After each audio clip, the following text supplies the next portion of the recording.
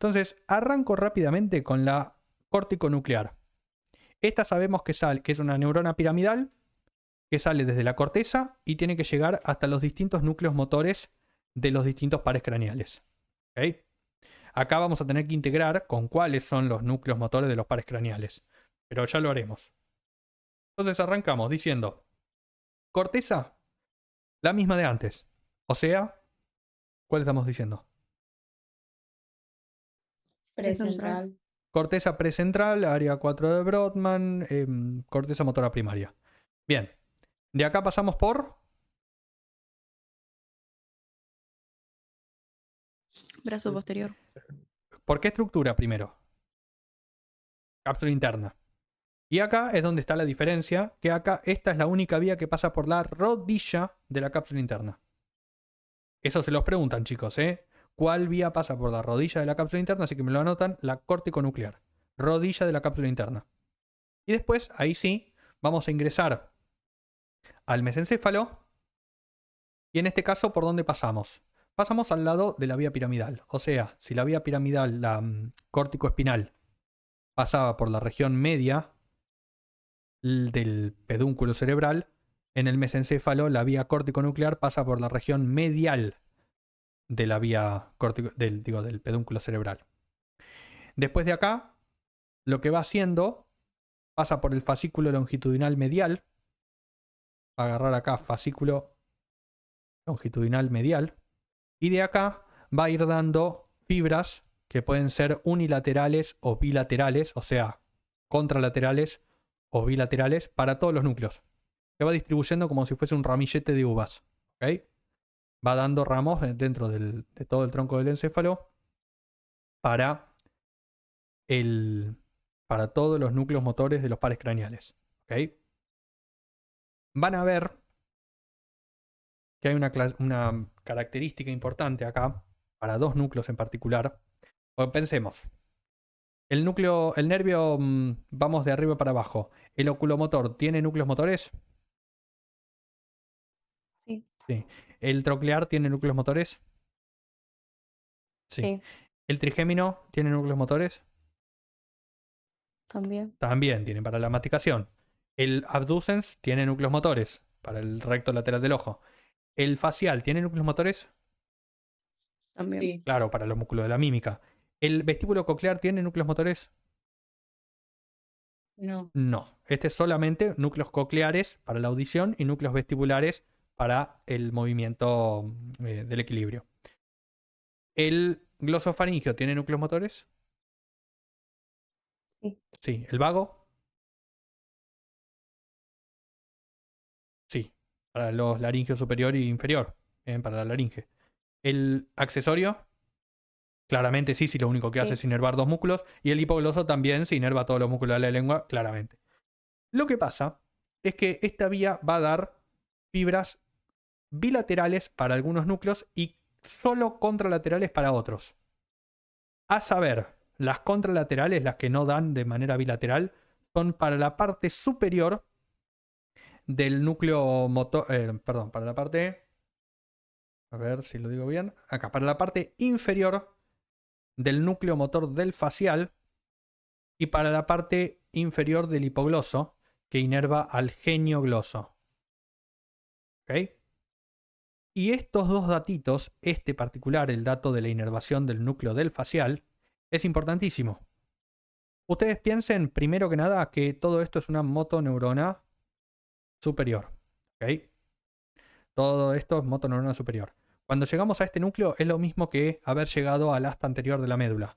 Entonces todo lo que sale de acá son motoneuronas inferiores. Bien. Ahora, en el caso del facial es importante porque me deja una inervación que vamos a ver más adelante, que si yo sé esta inervación contralateral de la parte inferior, yo puedo distinguir una lesión periférica del facial que una lesión central. Porque, imagínense, si yo tengo toda la cara inervada, poner un ojo por acá, otro ojo por acá, la boca así. Si yo tengo toda la región de la piel de la cara inervada motrizmente por dos núcleos, un núcleo superior y un núcleo inferior del facial, y yo sé que una parte tiene inervación bilateral y la otra tiene inervación contralateral, yo tengo síndromes, que vamos a ver después, en donde puedo tener una afección solamente de un cuadrante de la cara, no de media cara, como habíamos visto en esplagno. Tengo media cara, perdón, un cuarto de la cara afectado, siempre el cuarto inferior, porque tiene su núcleo distinta inervación. Esto lo veremos más adelante, olvídense por ahora. Lo mismo con el geniogloso, de hecho, yo en la clase de pares craneales les mostré un paciente que tenía problemas de estos dos núcleos. No sé si se dieron cuenta. Bien, esta es la vía córtico-nuclear. Ahora, ¿hay alguna cuestión importante que tengamos que decir de la vía córtico-nuclear? No mucho. Vamos con las extrapiramidales, así ya terminamos con este problemita de las vías extrapiramidales. ¿Qué quería decir extrapiramidales? ¿Que salen de dónde?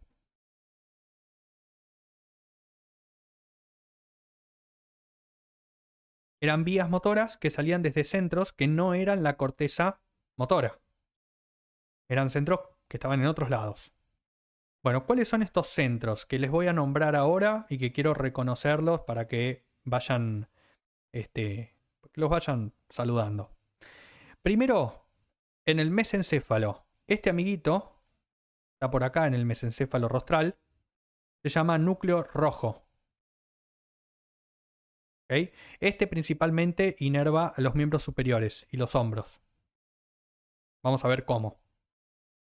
El segundo núcleo importante, que vamos a ver dentro de unas clases en realidad, son los núcleos vestibulares. Están en el puente los núcleos vestibulares.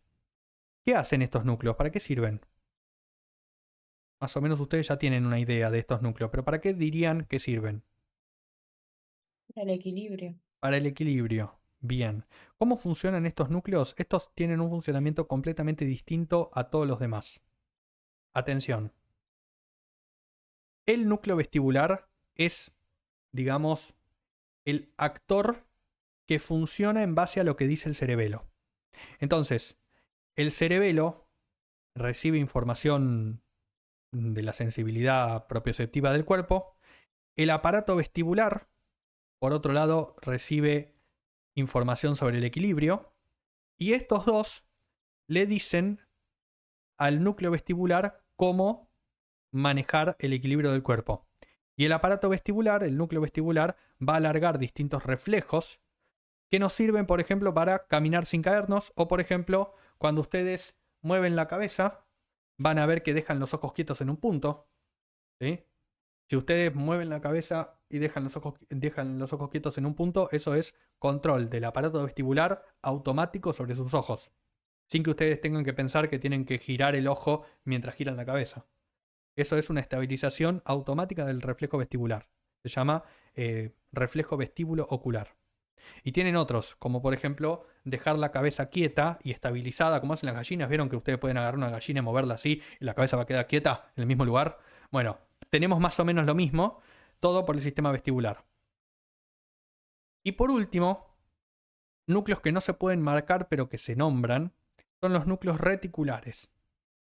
La formación reticular es una formación de células que están dispersas en todo el tronco del encéfalo. Y lo que ocurre es que tienen muchas funciones. Por ejemplo, funciones respiratorias y funciones cardiovasculares, que están generalmente en el bulbo.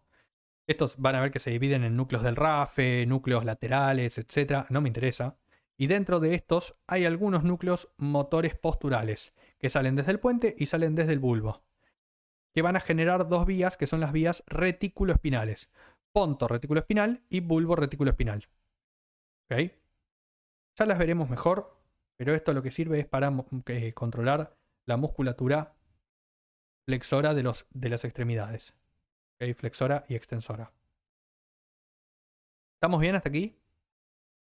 Fíjense, acá les pongo un ejemplo de las vías vestibulares. Hay una vía vestíbulo espinal medial y una vía vestíbulo espinal lateral. Todas van a pasar por el cordón anterior de la médula, no importan. Después está la vía del núcleo rojo, que estaba más por arriba, que es la vía perdón, esta es la vía ponto-retículo-espinal que pasa por el cordón anterior y la bulbo-retículo-espinal que pasa por el cordón lateral. No me interesan ahora. Lo que me interesa es que se pueden dañar. Y cuando se dañan, tenemos problemas en la postura.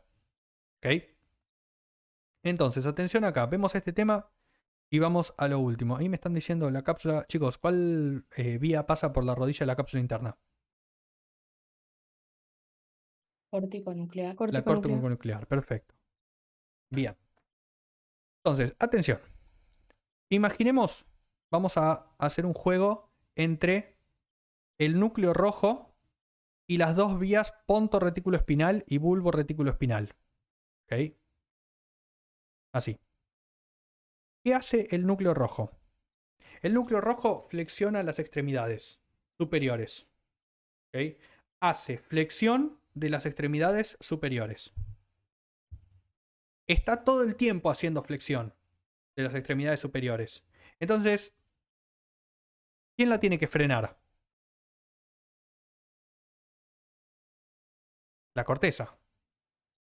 ¿No? ¿Qué me vas a decir, Rama? La vía córtico-espinal, ¿no era? Exactamente. Entonces, la vía córtico-espinal está inhibiendo al núcleo rojo para que éste no esté constantemente flexionando las extremidades. Si no, estaríamos así todo el tiempo. ¿Ok? Entonces, la corteza regula al núcleo rojo.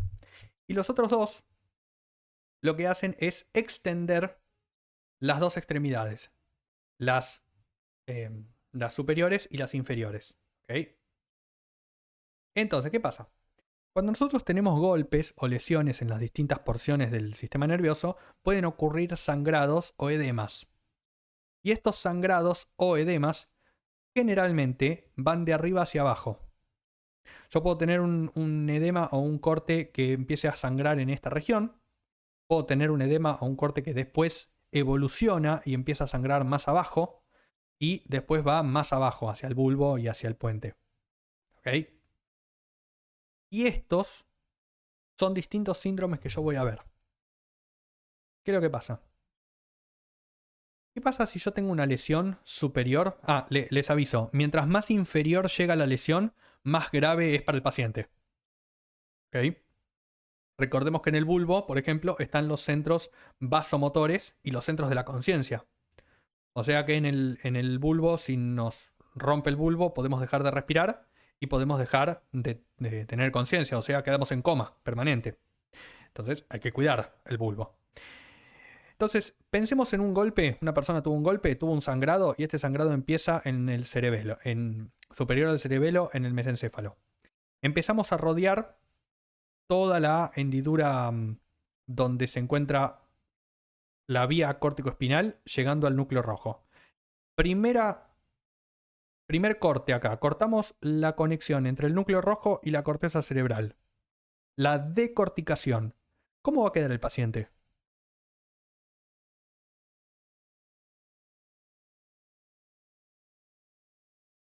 ¿Cómo va a quedar el paciente si yo corto la comunicación entre la corteza que inhibía al núcleo rojo? ¿Qué hacía el núcleo rojo? A ver, Luis.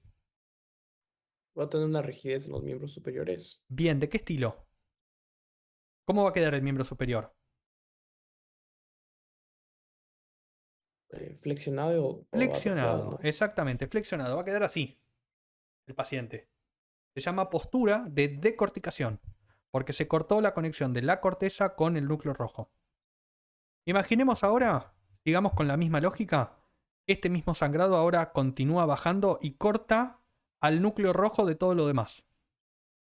Bien, corta por acá al núcleo rojo y quedan solamente los núcleos retículoespinales. ¿Qué pasa ahora? Va a estar con las extremidades superiores flácidas, o sea, no las va a poder flexionar. No va a poder flexionar, exactamente. ¿Y qué va a pasar? Si estos dos nervios, imagínense ahora el dibujo se ve así, ¿no? Tenemos cortada la decorticación y tenemos cortada también el núcleo rojo entero. No puede flexionar las extremidades superiores. ¿Y qué va a pasar? Entonces, estos dos van a predominar. ¿Y estos dos qué dijimos que hacen? Extienden. ¿No es cierto? Entonces, ¿cómo va a quedar el paciente? Los dos brazos que estaban flexionados se van a extender y las dos piernas se van a extender también. el paciente queda en una posición completamente extendida que se llama descerebración. Se cortaron la decorticación y después la descerebración. Y por último, imaginemos que ya nos fuimos al carajo, ¿no? Hubo sangre por todos lados. Se cortó también la vía retículoespinal. Y ahí, ¿cómo queda el paciente? No puede ni flexionar ni extender. Entonces queda completamente flácido. Horrible. Es la peor de las posiciones. Bien, eso se llama ya postura de flacidez. Es la más grave de todas. Los pacientes que tienen una postura de flacidez generalmente no salen de esa postura. Los que tienen una postura de descerebración raramente salen. Y los que tienen una postura de decorticación suelen salir más fácilmente. Bien.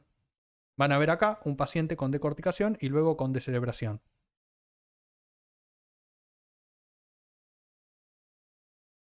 Bien. Van a ver como aplicación práctica, ¿no? Que es un paciente que está entrando en un sangrado activo. ¿Okay? Miren cómo hacen los pies y miren cómo hacen las manos. Esto es un sangrado que está empezando a comprimir al mesencéfalo. Postura de decorticación. ¿Sí? Acá van a ver que la escala de Glasgow se toma a la decorticación y a la descerebración. Fíjense acá cómo queda completamente extendido. ¿Sí? Van a ver los pies también cómo quedan completamente extendidos.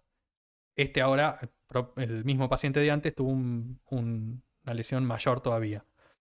La escala de Glasgow es lo que nosotros usamos en la guardia y en la evaluación clínica para evaluar el estado de conciencia de un paciente. Requiere tanto las posiciones motoras y las respuestas motoras, las posturas de descerebración y decorticación, como la mirada y como la respuesta verbal. Si yo veo a un paciente que tiene una postura que por ahí no responde verbalmente, que mueve los ojos y que no tiene una postura de decorticación o de cerebración, yo le voy a poner una escala alta de conciencia. En cambio, si yo veo que el paciente no responde verbalmente, no mueve los ojos y tiene una postura de cerebración, está hecho bosta, básicamente. Es una escala de Glasgow menor. En medicina interna y en semio y en neuro tienen toda la clasificación de la escala de Glasgow. Acá no se las voy a decir ni a palo porque nadie se las va a preguntar, pero sepan que la escala de Glasgow utiliza estas posturas para medir qué tan grave está un paciente. ¿Okay? Bien, eso. Y después la postura de flacidez es nada, flácido y listo. Así que con eso, chicos, hemos visto hasta ahora todas las vías motoras, todas las vías sensitivas. ¿Qué quiero que se queden con esto? Y ahora me voy a tomar un cachito más para hablar sobre la parte más interesante de la clase. Así que si llegaron hasta acá, si siguen vivos, son 19 personas, ahora se viene la parte más piola de la clase. Vamos a hablar de un circuito del por qué nos da paja movernos. Ahí yo se los digo así y ya empiezan y dicen, mira, me gustó. Vamos a hablar de esto. La clase pasada vimos... ¿hasta acá estamos bien? Antes de hablar de los núcleos de la base, qué sé yo. Preguntitas, algo que haya quedado dando vueltas. Sepan que las principales vías que yo quiero que se acuerden hoy son la del cordón posterior, la del sistema anterolateral y la de córtico espinal. Las demás ya las ampliaremos, ¿sí? Bueno,